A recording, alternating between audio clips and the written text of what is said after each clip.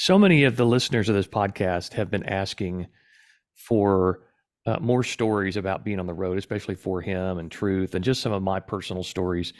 So I threw this out on Facebook on the One Degree of Andy Facebook page. So go follow that, everybody that's listening, and asked for questions, like basically an Ask Andy Anything episode. So I've invited my buddy Michael Neale, and Hey, hey, how you doing, Michael? I'm doing great, man. Yeah, and if you are a fan of CCM, you might remember Neil and Webb, Oh yeah, Michael and his buddy Devin Webb, there are who 10 to 12 people out there that would remember that. Absolutely. and why aren't you guys on like Apple Music and Spotify? Why isn't your music streaming? It probably should be. We Yeah, were it should at a be. small label prior to those entities, and so we've got masters laying around. We probably just need to digitize and upload, and we've never done that. So So what label were you on? we were on Liquid I, Disc Records. So Steve Griffith, who was a producer, came over from the yeah, West Coast. yeah. He produced Audio Adrenaline and some great bands back in the 90s. And he started a label and got distribution for us. So we jumped in with him right out of the gate. I mean, fresh out of college, first 10 songs I'd ever written. He said, "Hey, I just wanted to see if he'd produce a demo for us." And we went over to his house at his studio and I played him all 10 songs. That's all I had. And he said, "Well, I'm not going to produce a demo, but I'm starting a label. So if you want to make a couple records, we could do that." And I said, "Oh, okay." So Devin and I got in our car and drove away. And I go, did we just get a record deal? I think we did. Oh, cool. Incredible, So yeah, that's kind of incredible. started and we went on And from then there. how many records did you guys do? We did three. We Yeah. did three with them, and we ended up buying all of our masters out, Oh and well. we booked ourselves all over and did Yeah. ministry all over the world, really. And then just had, and we're still like the best of friends today. Devin went on to plant an incredible church there in Mount Juliet, Yeah, and I've been there. I got to lead worship there over the summer. yeah, and Yeah. went on to be worship pastor and do a bunch of little creative things here and there, and Well, so yeah, you're it's being humble. I mean, The River is, I think, one of the great fiction novels oh, that and Christian fiction thank novels you. come out in the last couple decades, and I mean, leading worship. Come on, Christ Fellowship and Prestonwood and what's now Church of the City in Nashville. I mean, you you've definitely had a pretty intense career after your Christian music foray, Yes, God right? called us to the local church. We had no idea kind of the scope and the level of octane, I would say, of ministry that he was calling us into, but it's been incredible. We've learned a lot, grown a lot, Hmm. and seen God do a lot of really cool stuff. Yeah, I So, mean, yeah, local churches. I would say that's the bottom floor of what you've been a part of. I mean, you're the churches you've been a part of. Like I said, just Christ Fellowship in Florida and Prestonwood and Dallas, two of the biggest churches in the world, really. I mean, what denomination is Christ Fellowship? Is it Baptist? Christ Fellowship is Oh, it's non-denominational. non-denom. Okay. Yeah, it's a non-denominational, and it's a full gospel, just an incredible church that's actually celebrating their 40th year this Yeah. year, which is really Hmm. exciting. So Yeah. excited to go down and be a part of that with Pastor Tom Mullins and Todd Yeah. and Julie Mullins. Pastor Tom So has been a friend of ours since the mid 80s, late 80s, because we knew him when we were part of Truth. And mhm. then I run into him every once in a while. And I remember for him was, we had just got on the road. I think it was our first fall out on the road because we started touring away from Truth in like October or September of two, 2000 was, wait, no, September of 1990. And Mhm. one of the first concerts we did was his church, and they were building in their first building Yeah. in 1990, and we had all this cash on the road with us. Like we drove our own bus, and we had our wives were with us, and we had this small crew of guys that came with us, and we hadn't figured out yet how to get all this money we were getting because we were doing love offering concerts. And Hmm. so I would have a bag with like $20,000 in it from maybe three shows and all the merch money. And back in the day, you couldn't just walk into a bank and say, I have $20,000 in $1, $5, $10 bills, and just all this mountain of change. And so we would literally carry all this money with us. And we had a safe on the bus that was kind of hidden in the back. And we'd put all that money back there. But we would tithe on it as we would go. Oh, And so wow. we'd have two or three shows and we'd go, okay, we've got like $5,000 here we want to tithe on and give it to somebody. And one of those was Tom Mullins, Pastor Tom Mullins. That's great. And he was starting his church. He'd already been in his church, but they were starting their first building. And we went in, I think, on a Sunday morning and gave him like $10,000 cash. And ever since then, we've just been so close to him. He tells that story so many times. Every time I see him, we'll be in a room full of pastors and he'll call me over and go, let me tell you what this young man did for us 30 years ago. And yeah, he's always got That's a special place fantastic. in our heart. But yeah, we've known Absolutely. each other for a long time because, we met each other on the road, and Mhm. you did some concerts with us back in the day. Well, I was a groupie. I mean, let's go all the way back Okay. because I was a high school groupie. First of all, my first concert was Truth, Christian concert in a church that I ever saw You was remember what Truth. year? You remember what year it was? It would have been 1985. Oh, wow. So that was before even I got there. Yeah, so I was 13 years old. It was Wow. First Baptist Church in DeLand, Florida, Central Florida. And I'll never forget, there were electric guitars and drums, and I was like, I've now seen the light. Like I know my path. This is acceptable in church. I mean, that was groundbreaking for all those little churches. And so, yeah, I remember. I think Kirk was singing with Yeah.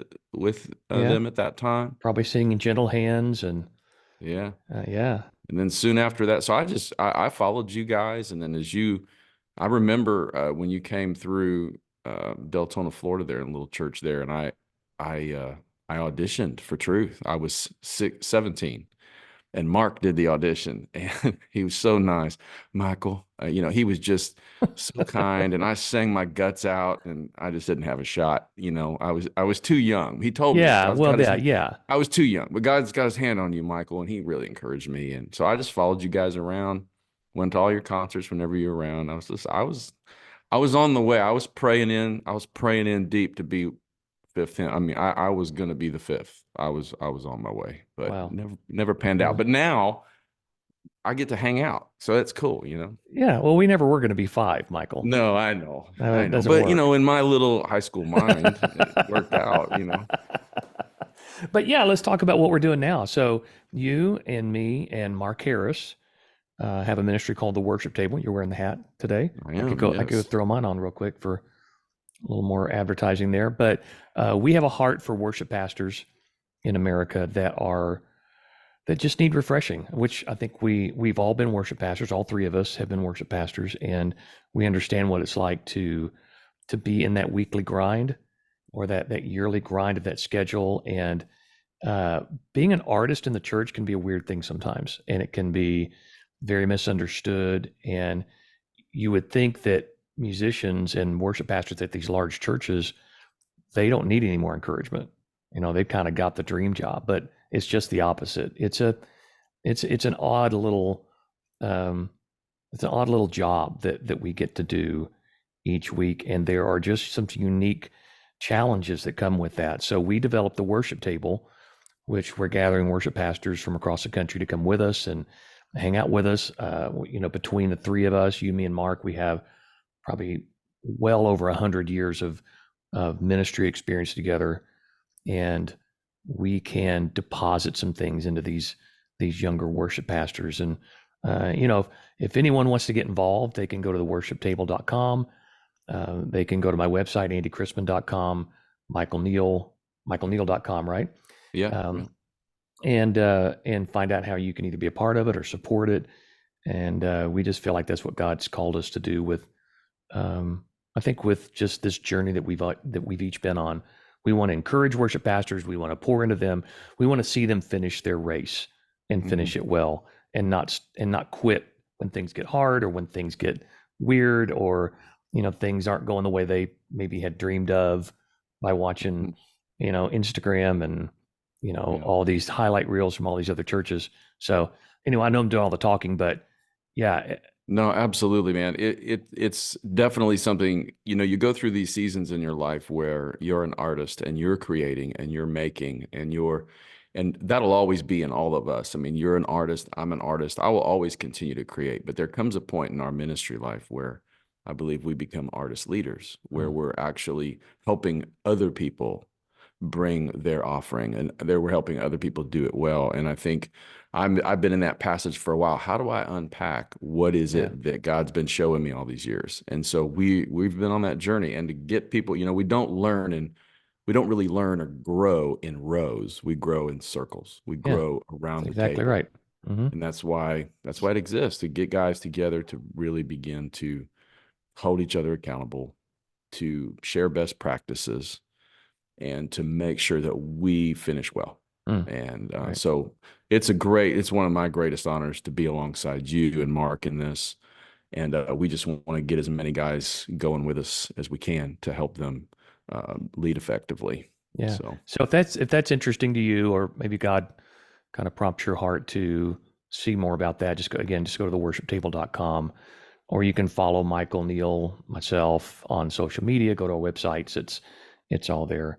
But yeah, we could spend a lot more time together now, even though our paths have crossed many, many times and we've stayed in yeah. contact. And so it's just, I just wanted to bring you on because, you know, you and I can talk as friends, and we can, maybe have some conversations that I wouldn't normally have with people I don't spend a lot of time with. And again, we've had some questions come in from people who listen to the podcast and follow us on social media.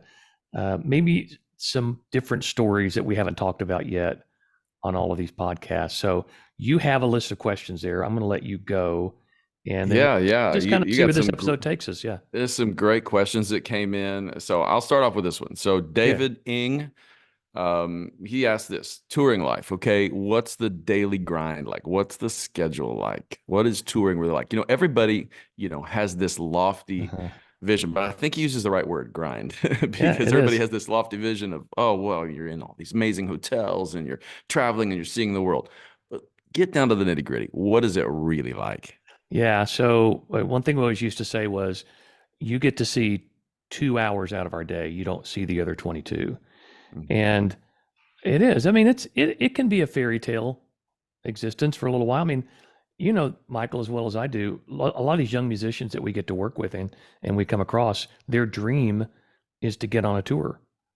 Their dream is to get on a tour bus, go out with a band, become an artist themselves, and tour the country. And again, you see these highlight reels of, what it must be like out on the road with adoring fans and packed out houses, and uh, you know, you're playing all these songs that are number one on the radio. And there, for some musicians, we do attain that to an extent, but there's a Tuesday night somewhere almost every week in a place where nobody shows up, and you string enough of those together, and it does become a grind. So, for me, you know, uh, the good news for me and for guys like Mark and Marty and Kirk was, when we started out in Truth, you're never guaranteed anything. The only thing you're guaranteed is a place to sing every night. And so you're on a bus with 22 other people. You're going from city to city to city. There were, back in our day, there were no cell phones, no laptops, no Kindles. Mhm. I toured with a briefcase, a suitcase, and a hang up bag. That was it. That's everything I owned in the whole world, and went out on the road for 360 days a year. It felt like. So 3.5 years of that really set us up for understanding what the road was going to be. So when For Him came along and things were maybe a little bit easier than, having to tour with Mhm. 22 other people, we were prepared for that. But the grind is real. And you can Mhm. speak to this too, because you did it as well. But, you know, living out of a suitcase, living on a bus that just doesn't smell great all the time, that, um, if you're not used to sleeping in a bunk on those things, that can be a pretty difficult existence. And then when we started having families, to me, that's when it really got difficult. And I think there's some other Mhm. questions related to that we'll talk about here in a minute. But, now that I have a wife and kids at home, Yeah. having to leave and leave for long periods of time, that was really, really difficult. And that started to wear on me. And I know the other guys did emotionally Hmm. and spiritually as well. I remember there were times I would wake up in the middle of the night just with this terrible thought that something was happening, something bad was happening to my family. Mm. And I would literally just have to start praying, God, I know this is not from you. I'm sure they're okay, but man, they're 1,500 miles away right now, and I couldn't get to them if I had my own plane, I couldn't get to them in time if something was happening. So there were those things that would creep into, at least I Hmm. can speak for myself, that would creep into my life, just going, oh, this is the weight that you carry when you've got a family and you're on the road. And there came a time when I would leave my house to go to the airport and just go, man, I really don't want to go. Yeah. I don't care. I don't care who I'm touring with. I don't care how many people are going to be there, how much money I'm going to make. I don't want to leave right now because I'm going to miss my son's t-ball game. I'm going to miss my daughter's dance recital. Oh, and it's our 10th wedding anniversary. I'm going to miss that. And you just start to having to go through this thing of weighing, is it worth it? You There's know? a lot of significant sacrifice that comes along, isn't there? That I Yeah. think a lot of people don't know. Do you think in your time of touring, not only you guys, but all the friends that you've toured with and seen through the years, that maybe some are graced, them and their families are graced with an ability, a strength, an ability to do those kinds of things. I, Yeah. I I know for Leah and I, we got about 5 years in, and we just looked at each other and go, I think that was a large part of our calling to the local church, was like, we're not graced to do this Yeah. nonstop. I have great friends. We all do, like, for King of Country guys. I love Joel and Luke, and they bring their families a lot. And it's a thing that they've decided that they're going to do, and it requires a whole lot more logistics. And how do you do that with Yeah. lots of kids and all of that kind of stuff? But I'm curious. I'm sure you saw, some of that, how guys Yeah, well, navigate of that. course. I mean, and let's be just totally real here. When you have a level of success that can afford you a Hmm. nicer mode of transportation, right? You can get nicer buses. You don't have to do as many shows a year than when you're in that grind. And Yeah. and I travel with a lot of artists who they just never got their footing on Christian radio, you know? Mhm. So there was always this, you know, there's this grind for them trying to get noticed, trying to get some momentum in their career, because then when you headline your own career, well, you make more money, and it's just it's an easier existence. Again, it's just like any business. The more successful you get, the better people you can hire, and then it just goes from there. And I always felt just terrible for bands who didn't make it, and who almost made it, and then Hmm. something happened, and they lost their record deal, or I get Jay DeMarcus, who I've had on the pod from Rascal Flats, and Hmm. they had some radio hits when he was with his band East to West that was on our Hmm. label, and they had some radio hits, and they were great in concert, but they just couldn't get over that hump of Hmm. success to be a band who could go headline a tour and make significant amount of money so that they could spend more time with their family and not have to do as many shows a year.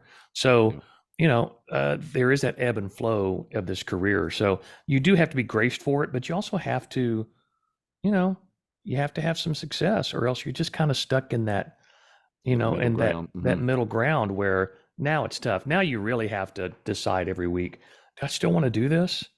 Is this Yeah. worth it to me and my family? And Well, uh, and you guys did how many thousands of shows before you were for him? oh So yeah, we did 1,000 shows.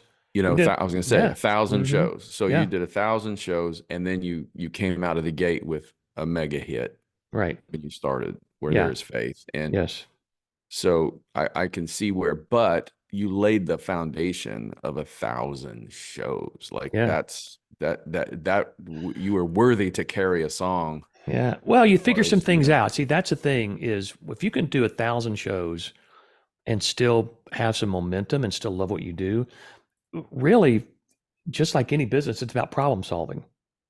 You Mhm. got to figure out, first of all, how do I survive this and still love it? But then also, how do I you develop a skill set of how to get from one place to the next, how to treat your body, how to keep Mhm. your relationship strong at home, how to not want to kill each other, you know, Yeah. how to Yeah. how to deal with Mhm. interpersonal conflicts and how to deal with their label and how to deal with a manager.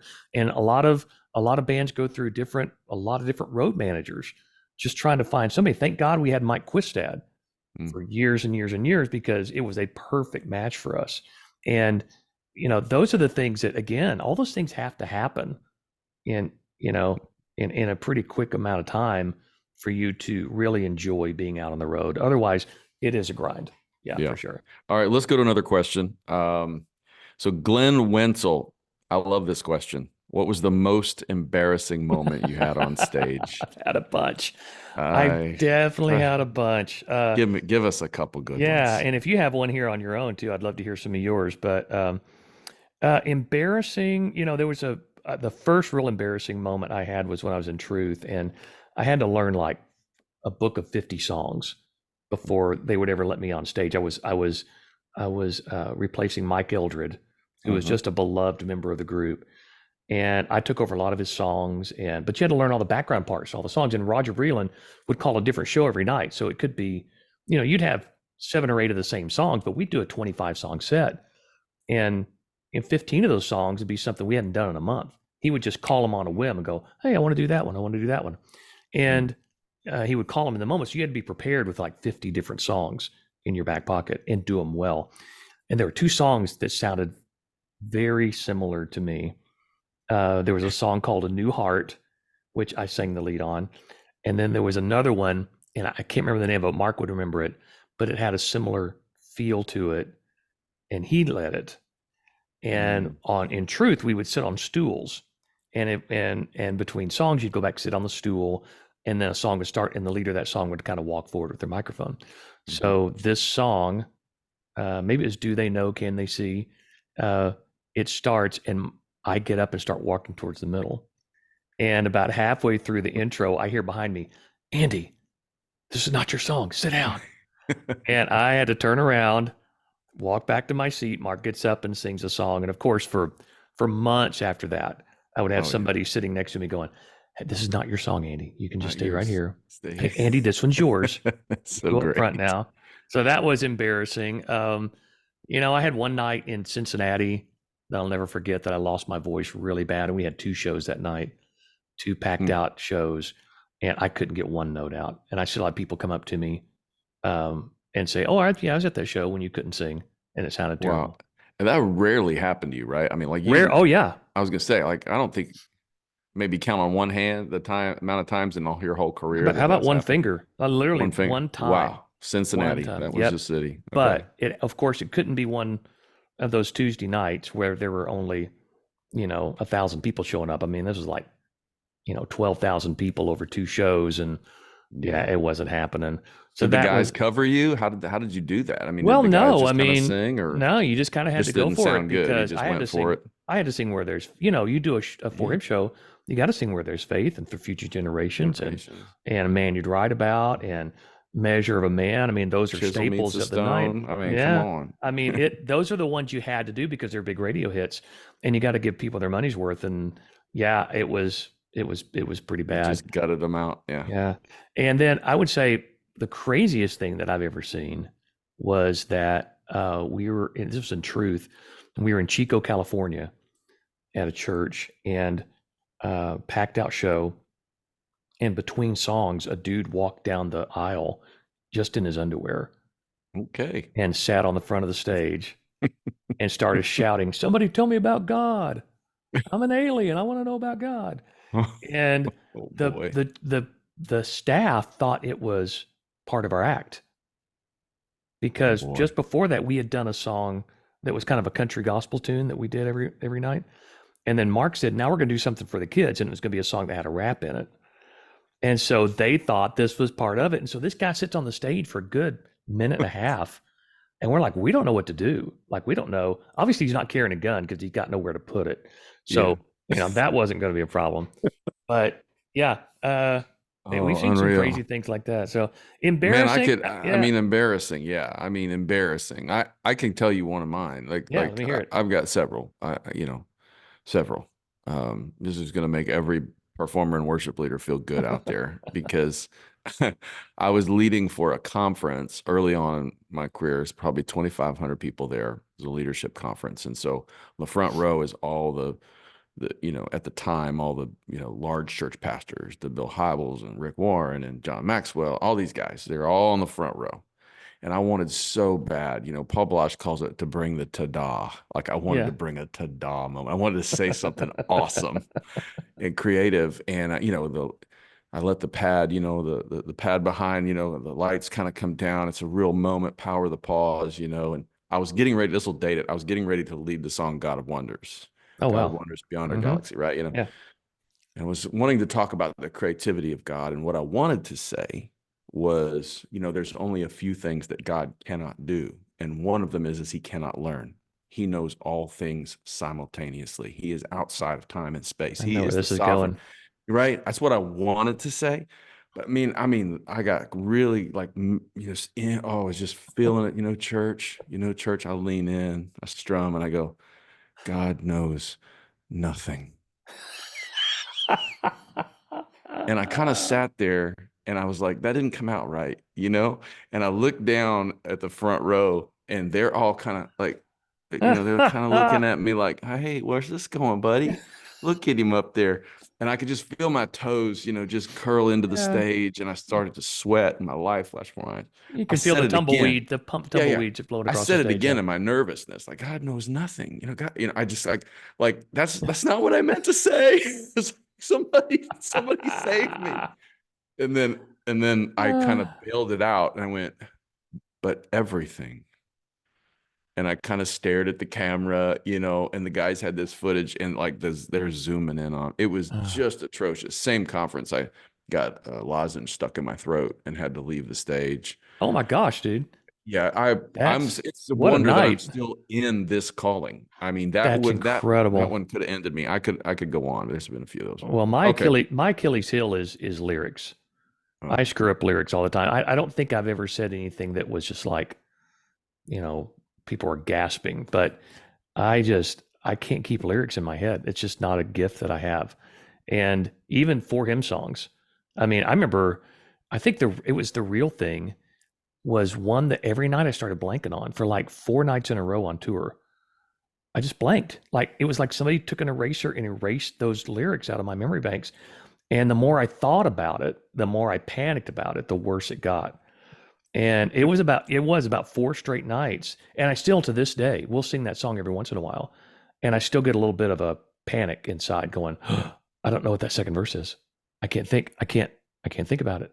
I can't I think. used to hate that feeling. Like Yeah. before there were confidence monitors, Mm-hmm. now like everywhere you go, it's like Right. somebody's plastered it on the back wall, Yeah. which is fantastic. But Well, I think you get there. one thing I had to learn was I trust myself, trust my brain, Yeah. trust my instincts. And that's how I got over it. I had to convince myself, you know this. It will flow out as soon as you get up there and start singing. Don't panic. And panic is I think one of the biggest enemies of a performer Yeah. is if you overthink it. And you and I both we talk to artists all the time and coach them. Is one of the things you have to teach these young artists is don't panic. Hmm. You got this. You just go be you, relax. If you mess up, no biggie. Just don't panic because when you panic, you start to make dumb decisions or you say things you shouldn't say or that kind of stuff just kind of happens. You say God knows nothing. That's what you say when you panic. Yeah, you got to like reset your brain. You retrench those neural pathways because Yeah. you start and you'll do it over and over. I mean, I did as a young person, when Hmm. you and yeah, Well, the you got to longer you get. do this, how many songs do we have in our repertoire Oh, now? I oh, mean, it's totally. yeah, just from And, Truth and For and Him and now all of the worship songs and they're you know oh, well, and, yeah, and as a writer, I mean, I've written lots of songs through the years, yeah. and I'll go to a place and they'll want me to sing a particular song or two that they've heard, and I go and I go, hey, you guys got that on the monitors? 'Cause- Yeah. and Oh they're like, yeah. you wrote it, and I'm like, Yep. it doesn't matter. Yeah, I don't go anywhere without lyrics anymore. I don't trust myself. All right, let's go to another question. You ready? Okay. Yep. All right. I love this one. Okay, would love to hear. This is from Brian Dollar. would love to hear what your top five vocalists and or bands are of the golden era. This is Oh, like wow. your Mount Rushmore, but one more. Hmm. Five of your top five, just pure vocalists. So Where you go? we're talking about Christian music, golden era of Golden Christian era. music. Yeah, I Yeah, yeah, think yeah. so. Okay. So I could run through this list pretty quick. And, if I were to put a ton of thought to it, this might change. But off the top of my head, I'm going to have to go number one, Michael English. 100%. Yeah, I there's am just totally never with you. been before or since has there been a voice like that. And I just having the honor of touring with him for a few years and getting to know him, and man, just every night we would just sit backstage and just like, wow, there was an anointing on his voice. And there's just a So few times that the anointing and the skill match up at such a level that, the old adage of you could sing the phone book and it would bring people to yep, tears. And that was yep. Michael. So he'd be number one, I think, just head and shoulders. And number two would be Russ Taff. I think Oh yeah. you can't. I don't even think Christian music exists without Russ Taff. He just was such a unique, passionate, powerhouse voice that, again, the emotion that would come through when he would sing, that you would listen to anything he Mm-hmm. would do. I mean, I, I would always try to wrap my mind around what he did, and I still can't to this day. So I think Russ for me Yeah. has to be number two. I would I'm with put you. We're 2 for 2. Yep, yep. Yeah. I would put, man, I'd put Clay Cross number three. Wow. Yeah. Yeah, Clay was just unique. There was nobody like him. Yeah. He Yeah. he kind of had that blue-eyed soul voice, Mm-hmm. but yet it had a power to it and a grit to it. And I was always just in awe of him because we toured with him quite a bit.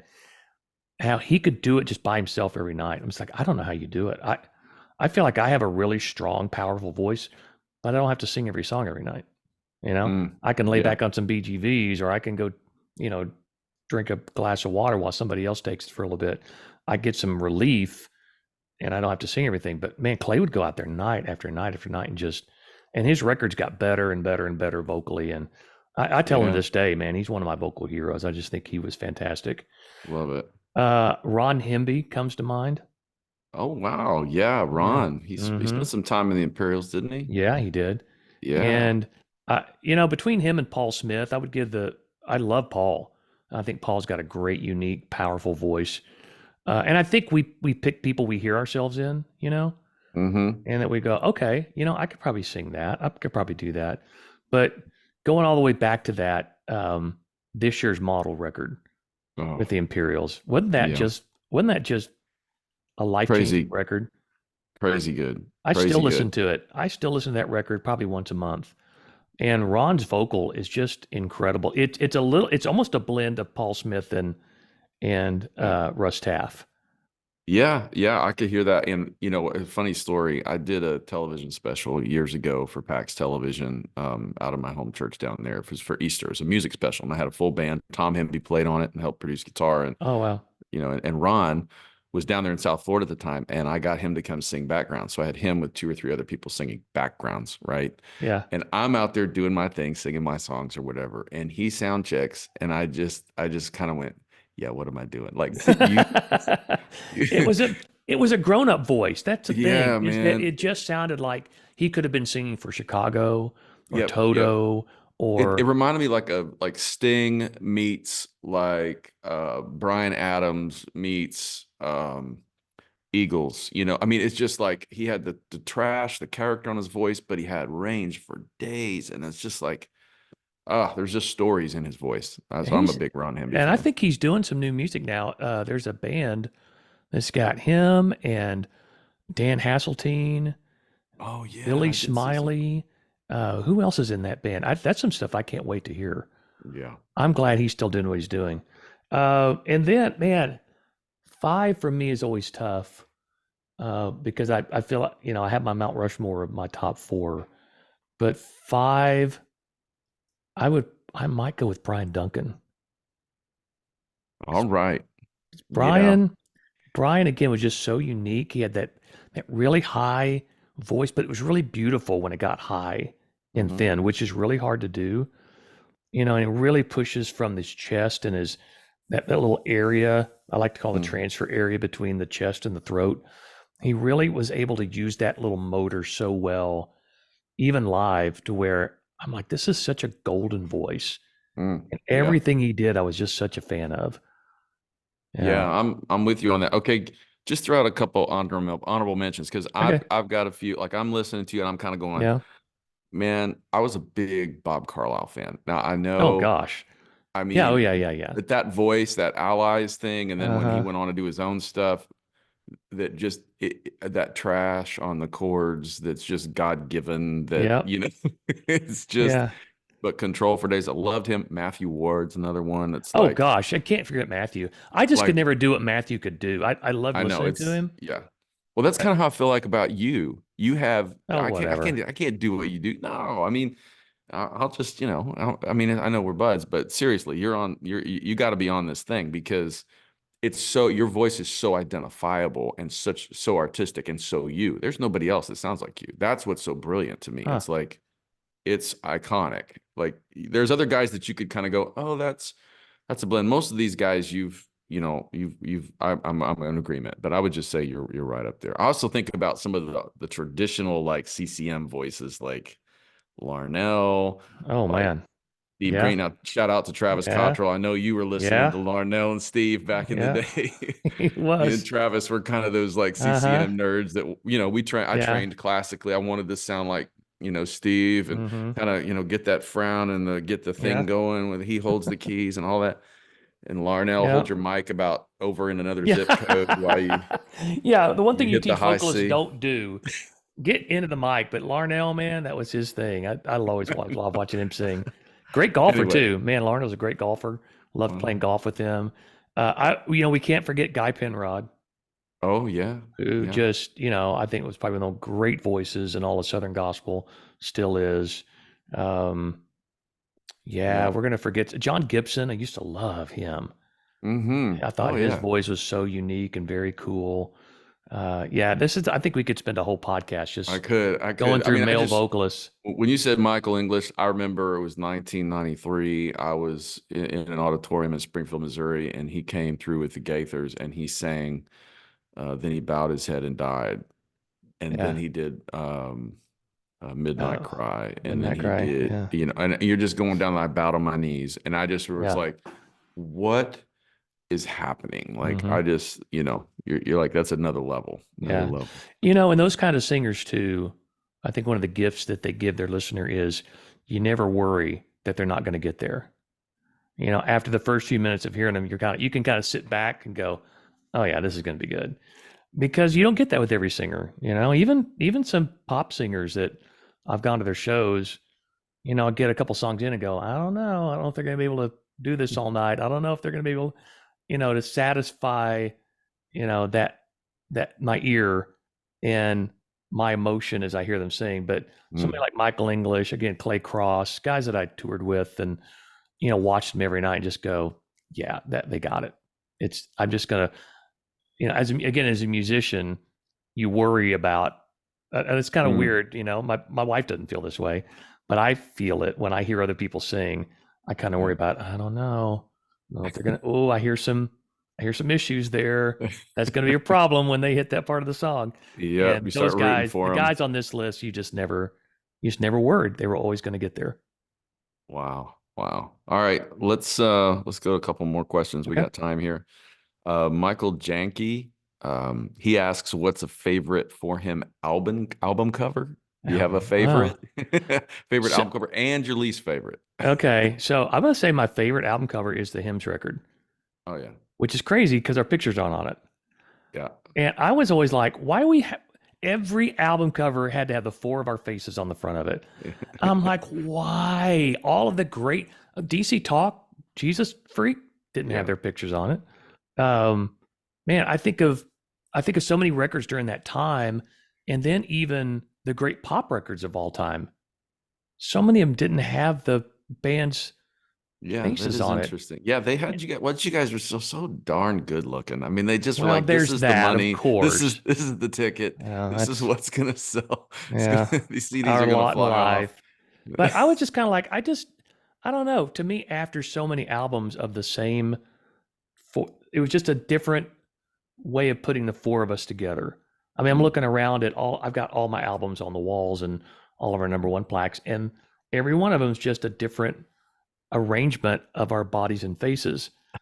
And just like we could have done so much more creatively. That's why I think I really loved the Hymns record because it was just a really beautiful cover.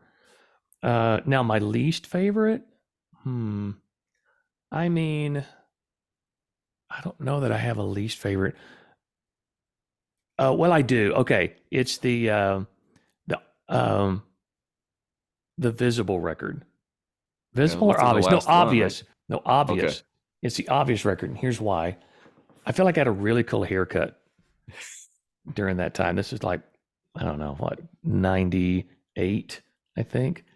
And I had my hair finally got long enough where it kind of came down like that just a little bit. I wasn't hot ironing it. I wasn't like, I wasn't doing anything crazy like that. But I thought it looked really cool. And so in the picture that we ended up using, we're all sitting in chairs across the front. Again, another Mm. combination of the four of us there together. And when I got the final album cover back, they had somehow digitally cropped my hair right here, and it doesn't look natural. In fact, I'm looking at it right now, going, my hair doesn't. I look like a goob, man. My hair does not look natural. That's And amazing. yeah, so that's probably my least favorite, the Visible album. No, sorry, I keep saying I get those mixed up. The Obvious album is probably my least favorite album cover. Obvious. Yeah. Okay. All right. Well, I liked Basics. That was always my favorite. I really like that cover. I Hmm. don't for whatever reason that one stuck with me. The graphic design on the front of Yeah. that.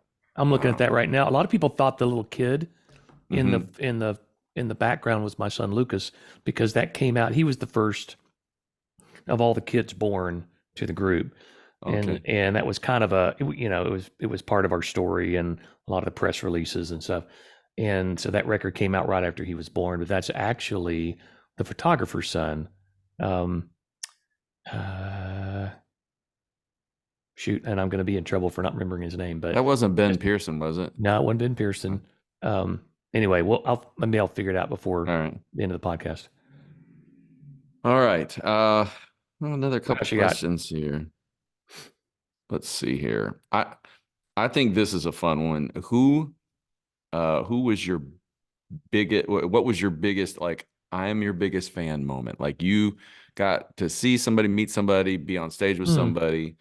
This I'm your biggest fan moment, earlier in your career. I would say that when I think about that question, the first person that pops in my mind is George Beverly Shea.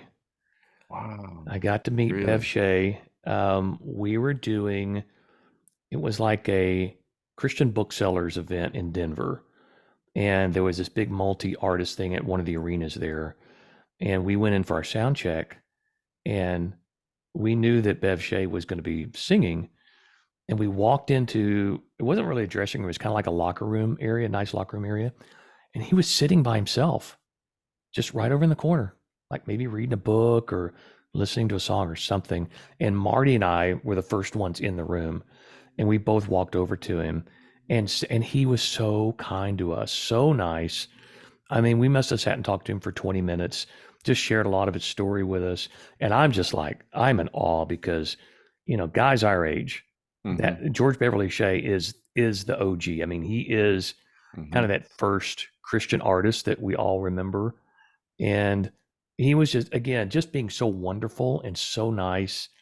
And that was really cool. I think meeting Amy Grant for the first time, we were recording which record was it? Um, I think we were recording The Message. Yeah, because it's our first one with Michael Amarty, and Omar was using her studio, the barn, out Oh on her yeah. property, and we had not met her yet. And uh, I'll never forget. Jackie and Lucas had come out to spend a few days with us. My wife Jackie, my son Lucas, and Lucas and I were playing catch outside after we were doing some takes, and here comes Amy just walking up, and well, we talked for a little bit. She was so nice and so kind. I'll never forget. Like years later, we didn't spend a lot of time with her, but years later, we were opening for her for a couple of shows, and when we first saw her again, she walked up and remembered Lucas's name. She remembered my wife's name. She Mm, remembered that scene. And I was just like, I was so impressed by her. And to this day still am when I run across her. Just so impressed with who she is and just so wonderful to kind of have, been around in those days when her career was so big. And so that was really cool. Uh man, we never really shared the stage with any big secular acts. I remember one time after I'd moved to Tulsa to become worship pastor at Church on the Move, I got a call from a friend of mine, Eddie Anders. Eddie's a former Truth member, and he's an incredible keyboard player and plays with all these house bands, like for a lot of really big artists. And so he and his band were the house band for the James Burton Music Festival that was going to be mm, in Shreveport, Louisiana, Shreveport and Monroe. And if you don't know who James Burton is, James was Elvis's guitar player for years and mm, years. yeah. And he had a guitar festival every year in his hometown. And so, I mean, this year it was like going to be Al Di Meola and Kenny Wayne Shepherd and Steve Lukather was going to be Wow. there with his band, that Lukather from Toto. And, I was a big Toto fan growing up, still am. So Lukather was just like this mind blowing person to me. Yeah. And, but James wanted a Christian artist to be represented because he was a Christian. His whole family were Christians, and he wanted the Christian artist to come be one of the artists for the festival. So Eddie calls me. He's like, I know you're just a few hour drive away. Why don't you come down? I think it'd be great. You can sing a couple of your songs. You'll need to sing you'll need to sing an Elvis tune, and then just kind of be part of the groups that come out on stage and sing each other's songs. Like, that'd be really cool. So I go in for my sound check, which was late one night, like 10 p.m. of the Mm, night before. And as I walk in, Lukather was finishing up his sound check with his band.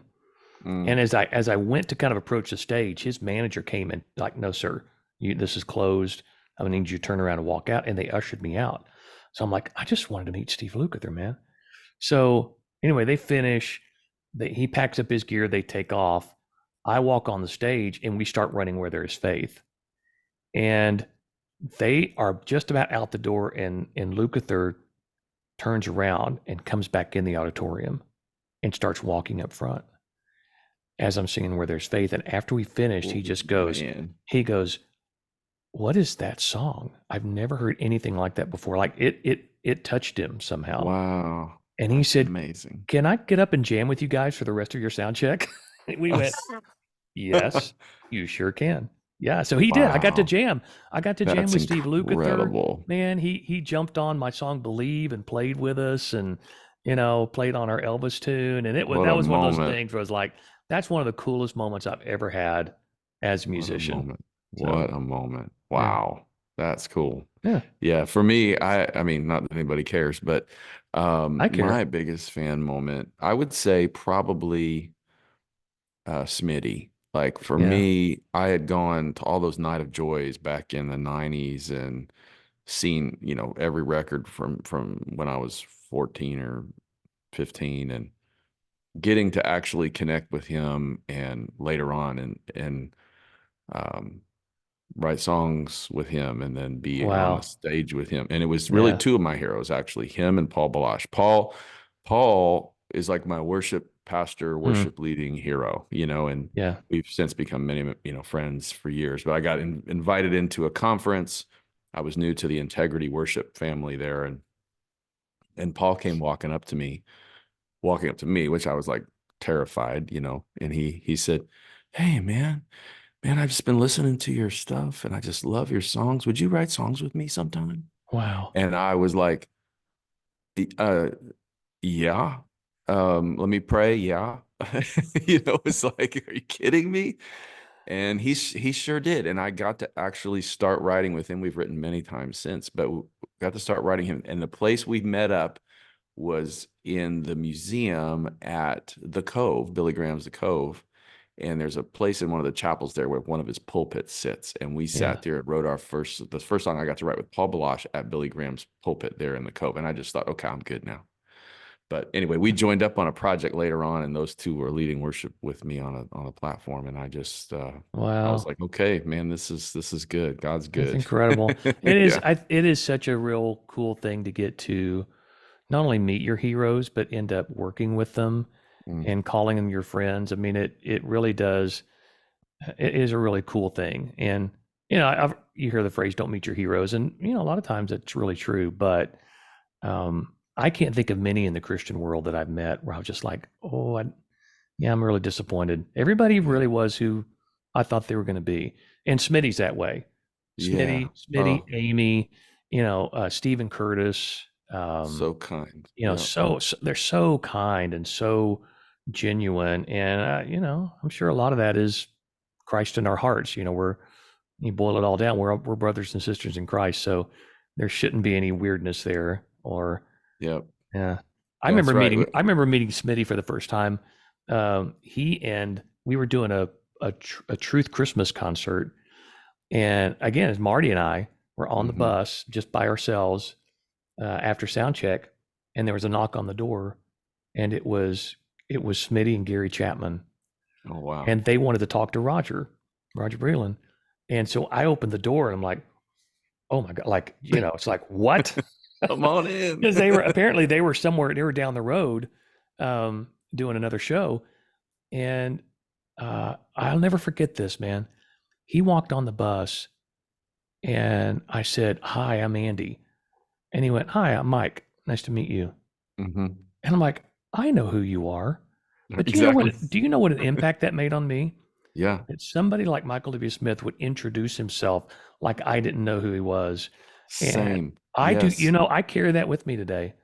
I don't assume anybody knows who I am. I don't care if they've got their For Him album with their marker wanting me to have an autograph, Yeah. and they'll say, will you please sign this for me? I'll ask them their name. When they tell me their name, I'll say, well, I'm Andy. Nice to meet you. And I've taken that from Smitty, and that made Yep. a world of difference and a big impact in my life as a young man. Yeah. He did the same thing to me the first time I met him. He said, hey, I'm Mike Smith. And I went, I know. We all know. Yeah, I'm Thank pretty you, sure I said though. the same thing. Yeah, yeah, I know. I yeah. know. It's so great.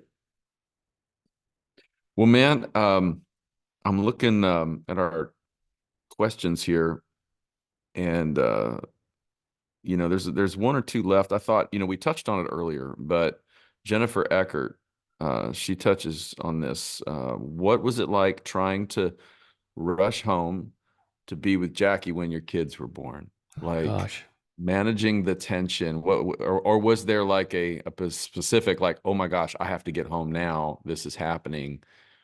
I thought that was an interesting question. Yeah, well, it's a very interesting story. Both times have two children, and it's funny.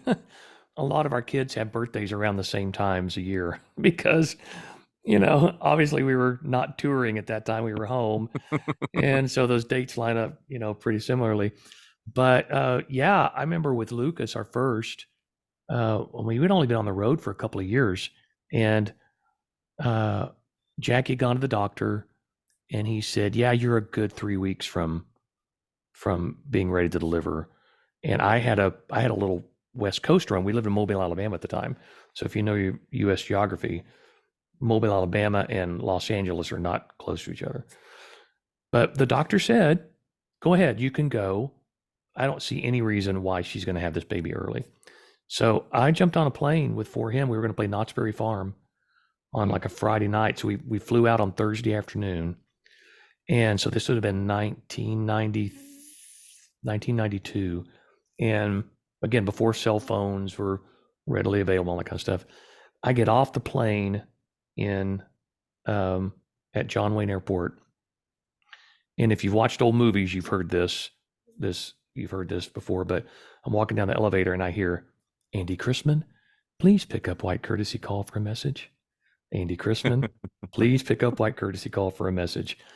And we all knew. We're like, oh no, Yep. Jackie's in labor. And sure enough, I found a phone, and it was one of our friends who had they tracked me down at the airport, knew what time I was going to land, and I jumped in a car. We got a rental car, jumped in a car, drove it to LAX, about an hour and a half away.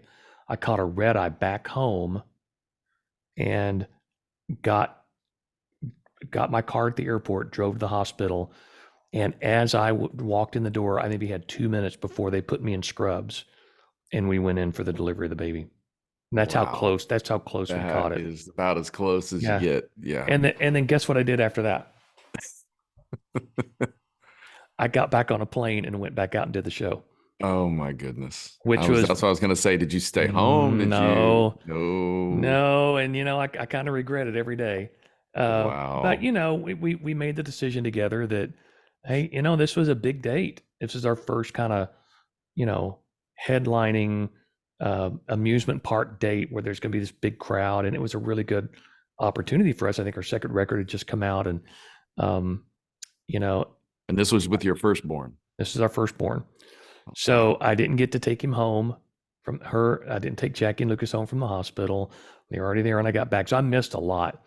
And then with our second child, Kaylee was born around the same time in 1995. And the same thing happened. Wouldn't you know, we had a West Coast run booked for that week.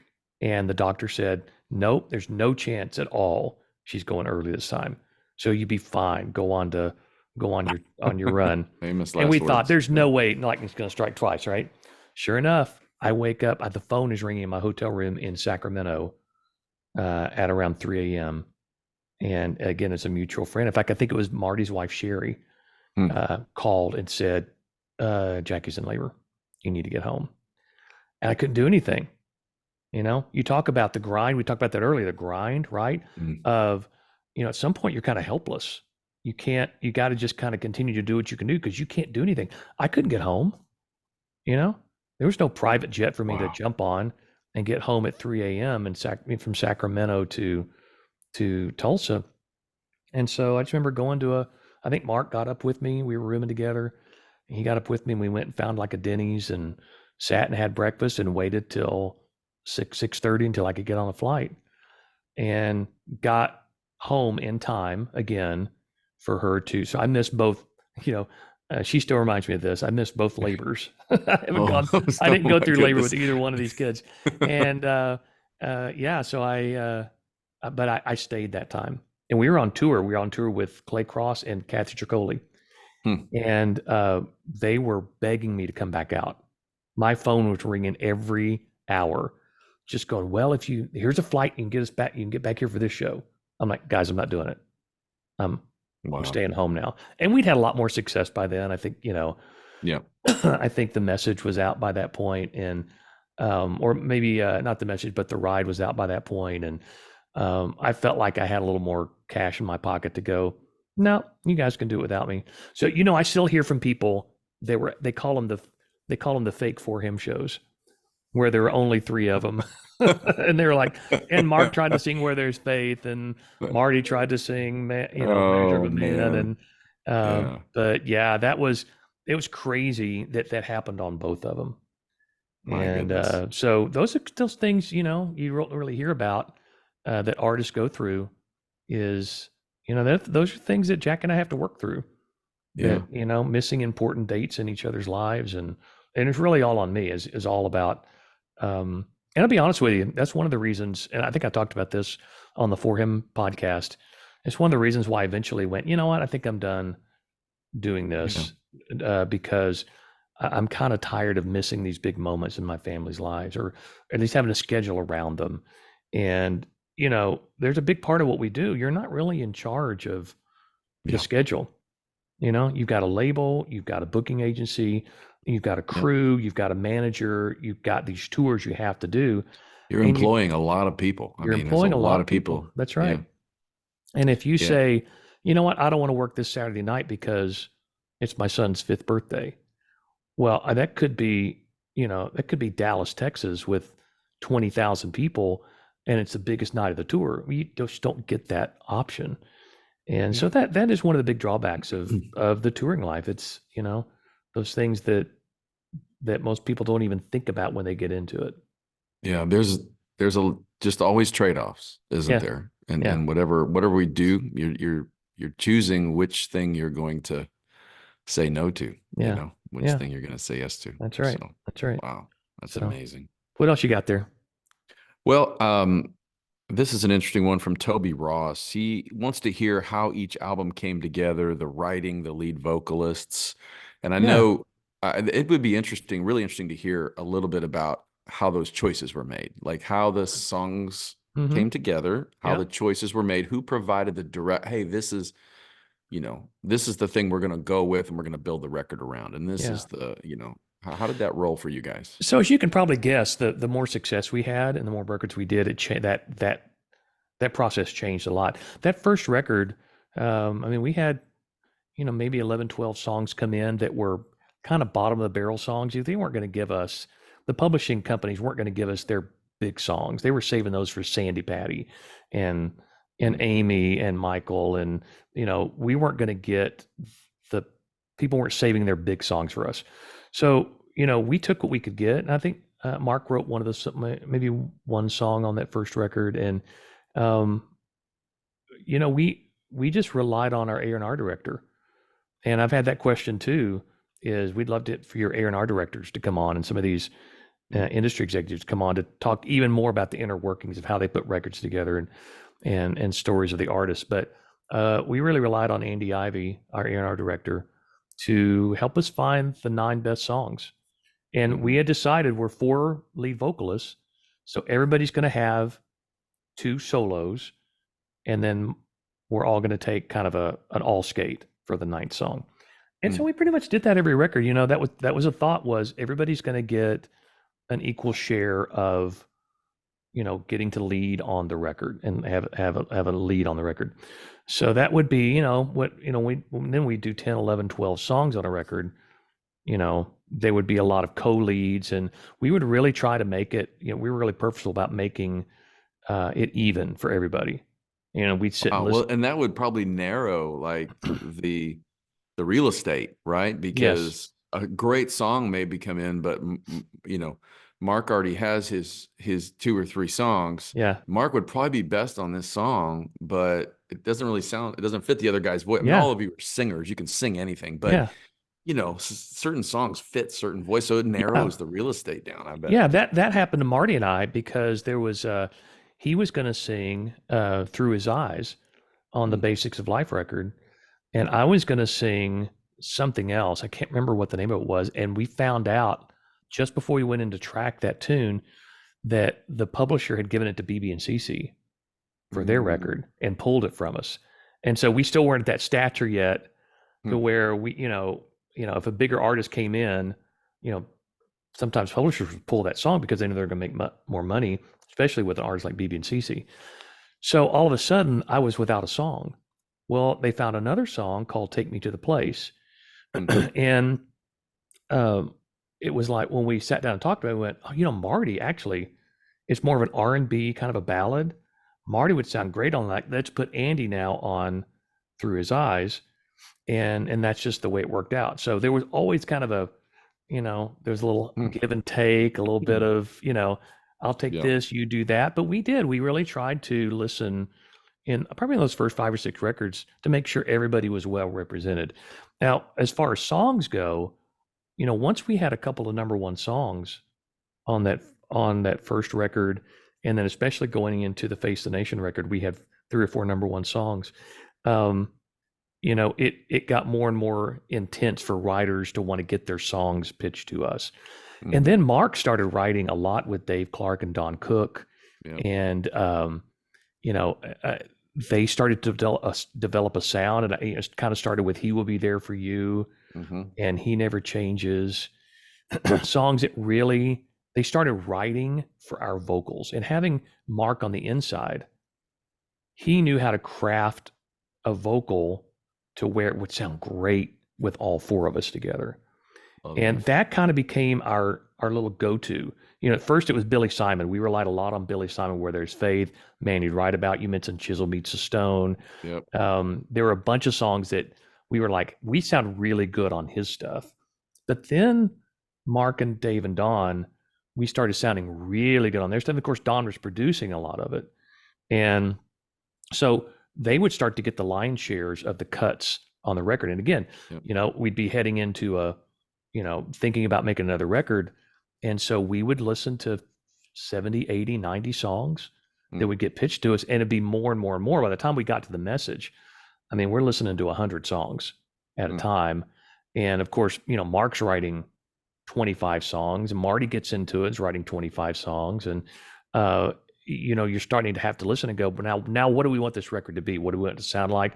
You've got heavy hitter producers like Michael Amartian, Peter Wolf, you know, later on Mark Heimerman and Brent Bourgeois, you know, these guys that Pete Kipley, where you're like, they need certain sounds.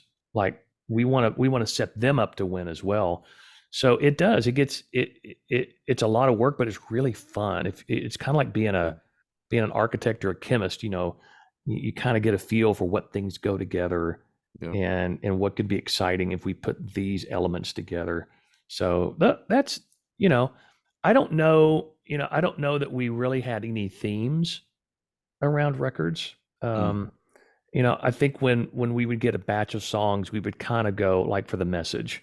We were kind of like that feels like the center of the record. The title cut. Yeah, it kind of feels like everything else connects back to that song.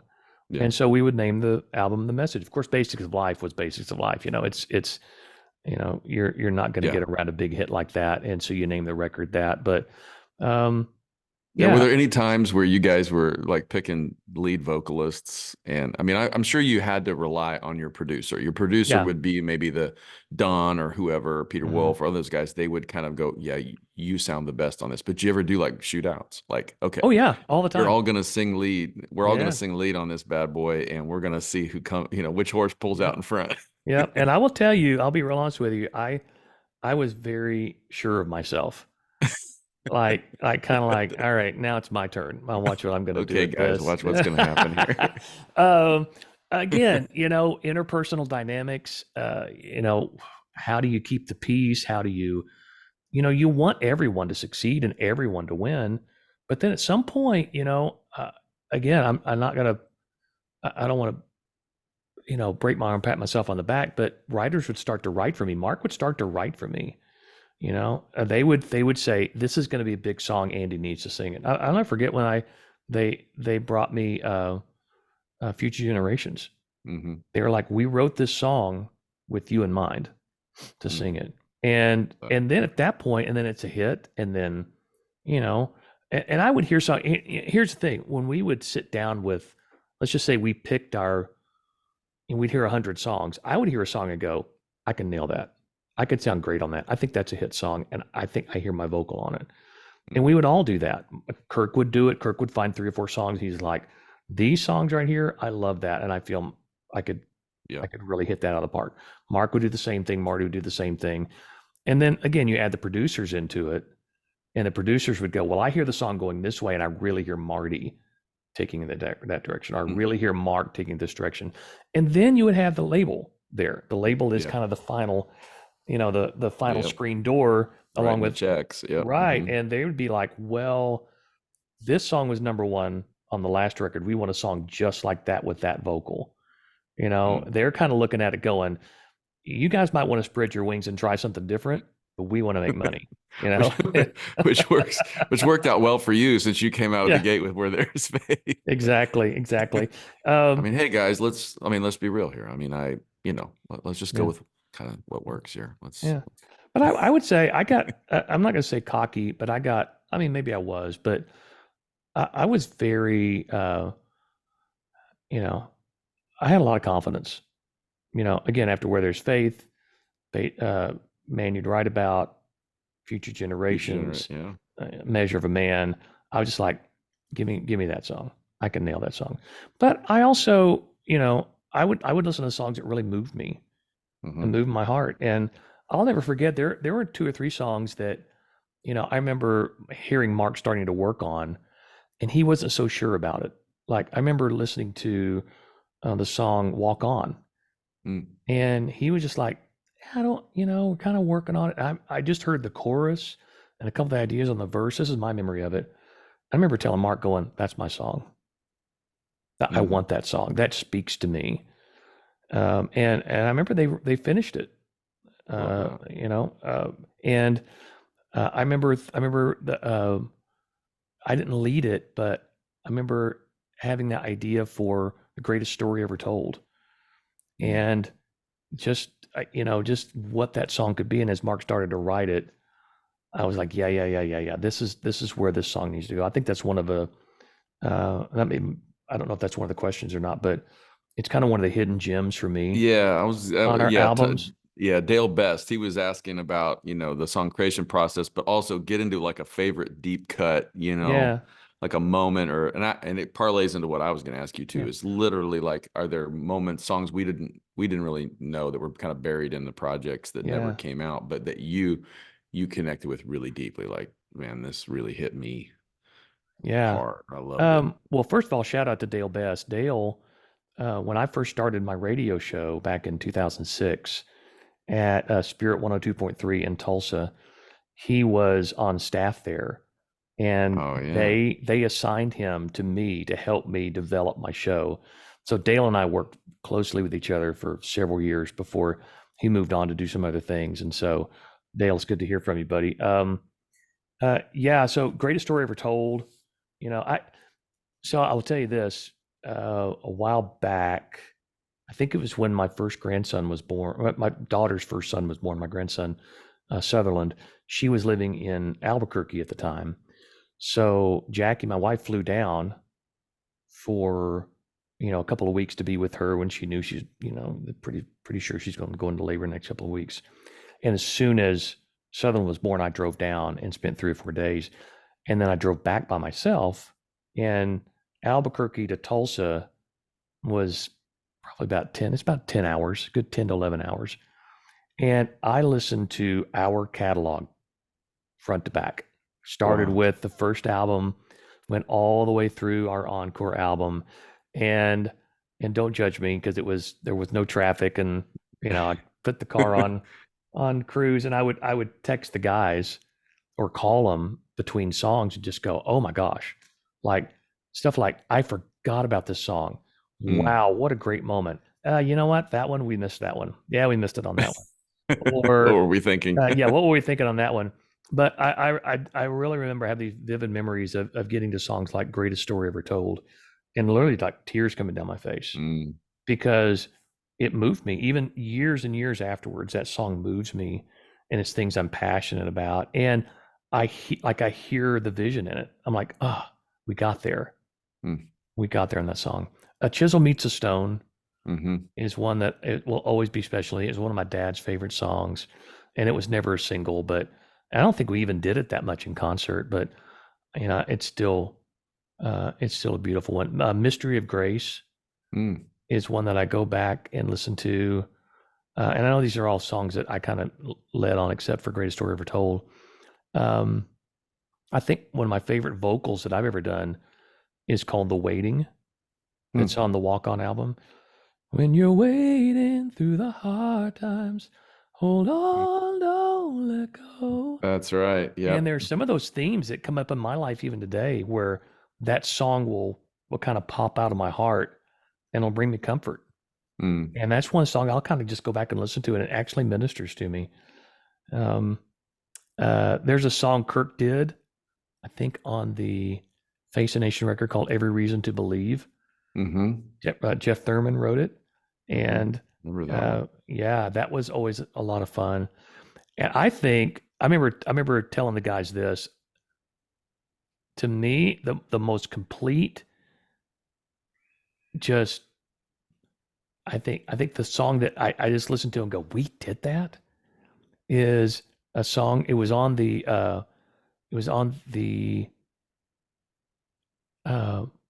the Ride album, produced by Michael Amardian. Um, Now I can't remember it. Dun, dun, dun, dun, dun, dun, dun, dun, dun, dun, dun, dun. Kirk saying, dun, dun, dun, dun, dun, dun, dun, dun. Everybody wants to know for certain that nature of love. Oh yeah. There's no mountain too high. Yep. There's no ocean too wide. The brass lines on Yep. that thing is Oh my gosh. crazy good. Yeah. Yeah. The vocals on that are amazing. Kirk's Kirk's delivery on that just incredible. And again, just working with Michael Martin for the first time, I'm just Oh in yeah. awe of that song. That's one of those I can sit back and just go, I don't even remember recording it. It's And I killer. just, it's It's just killer. so killer. So those would be some for me, I guess. If, if I were to put a playlist together of deep cuts, I would put Every Reason to Believe, Nature of Love, Greatest Story Ever Told, The Waiting, probably Mystery of Grace, Hmm. Chisel Meets the Stone. Yeah. Those songs are always just really. Oh, and you know what else? What else? Another song I'm really proud of, and I wish it would have been a single because I think it would have been a hit. Is "Do Right" from our You very got first to album. do right. Yeah, Yep, I remember yep. it. And I was always kind of, I was always kind of had a little, not bitter, but I wanted to do more remakes Ah, because that yeah. was an old Paul Davis tune that we all Hmm. loved from the late '70s, early '80s. And I'm like, there's so many great songs out there we could remake, but the Hmm. power of publishing is just too much. Yeah. You know, labels want their artists to have songs on the records, and there was never any room for a remake kind of after that. But Yeah. I think if I ever make a record again, I'm going to make a record of remakes because that I just like to go back and go, what could we have done with that song, or Mm, could we have pushed this song to a new place? love that. Love that. Well, man, I got to tell you, for me, we were talking about earlier, especially, on the Mount Rushmore world and all that. And you said you don't, that old saying, you don't want to meet your heroes. But for me, Benji Cowart, one of my good friends, who's a killer songwriter, just unbelievable, written so many hits. But he said, that day when your friends become your heroes and your Mm, heroes become your friends. I was like, that's so good. And I feel like that's for me, man, with you guys, just becoming friends with you guys and be able to collaborate on ministry and things, it's mm, just such a gift. And I think it's so important for the young ones coming up and for everybody that enjoys things to look for those moments. Who are those people in your life that you can recognize? Man, God's put a friend in your life. They're really your hero. They're like really the person that's been there, that's been faithful and kind of, go out of your way to bless that person and thank that person. And I think the other thing is watch for those moments where God will surprise you. I call them mm. God winks, where he winks at you and says, "Hey, Yeah, I'm paying attention. I'm just going to give this to you because you're one of my kids." yeah. And I think for me, that's what it's like working with you and Mark Oh, and you're very these kind, guys. very So yeah, kind. this is pretty fun to have this conversation today. Well, I love you. I call them side hugs. God's little Yeah. side hugs, where he Yeah. just like, yeah, you and me, Yeah. buddy. Yeah. I Well, I got you. appreciate you, Michael. Again, I love what we're doing with the worship table. I love what God's got you doing in worship in churches literally all over the world, and just what an amazing songwriter you are. And I don't know a church in America that hasn't sung your great name. I mean, just it just continues to be a song that Oh. I hear everywhere. And yeah, we'll do this again if you're up for it. We'll Oh keep man, I'd love it. yeah, Say the word. have our Yeah. listeners keep you guys keep asking us questions. There's until you ask the question, sometimes I don't even think to talk about it and go, oh, Yeah. that's actually a really great story. So really, this I feel like this bucket is endless of things that we can talk about. So let's do it again sometime. I'd love to. All right, we'll push it right there. Cool. Thanks, man.